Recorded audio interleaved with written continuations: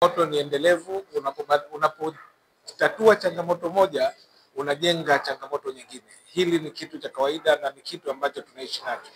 Sasa mwaka jana wamevuka malengo.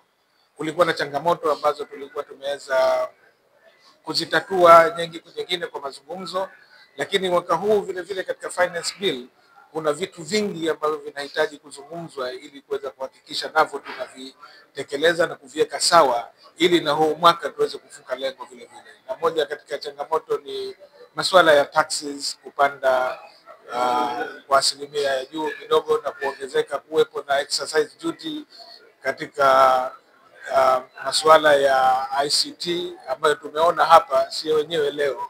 Kwa mkutano umefanyika Dar es Salaam, lakini umekuwepo Tanzania nzima na sote tumeshuhudia kuwepo kwake, na hii ni alama ya wazi kwa kuwa ICT ni kitu sio cha luxury tena, ni necessity ya kila mtu, na ndio maana watu wengi wameweza kupata huu mkutano kwa kupitia mtandao.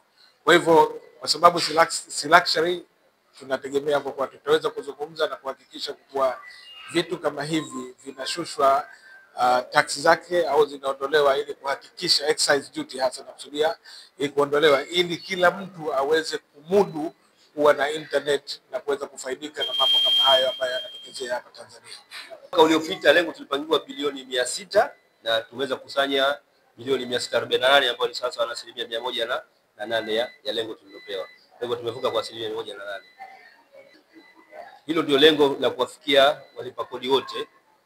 Tumeshafungua matawi yetu Kiwengwa, tumeshafungua matawi yetu Paje, tunatarajia kufungua Nungwi, Kizimkazi, wote ili tuwafikie walipa kodi, kwa sababu tunaamini kwamba walipa kodi tunaondoshea usumbufu wa kusafiri muda mrefu kuja kufuata huduma huku kwa umbali, kuja mjini kufuata huduma.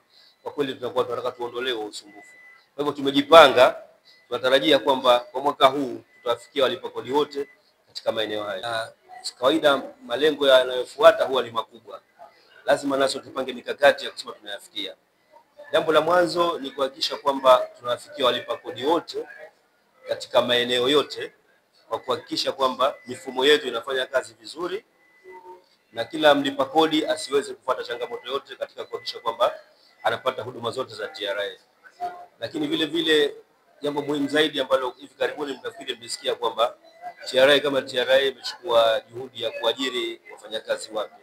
Hiyo ni kuongeza nguvu na kuhakikisha kwamba lengo hili linafikiwa kwa kutumia resource ya wafanyakazi wapya ambao tutakuwa tunao, kwa kutumia mifumo ambayo tutakuwa tunayo, kuhakikisha kwamba walipa kodi wote tunawafikia popote pale walipo na wanalipa kodi kulingana na sheria, na vile vile kwa kutumia uhusiano mwema, na hii itatusaidia sana katika kufikia lengo letu.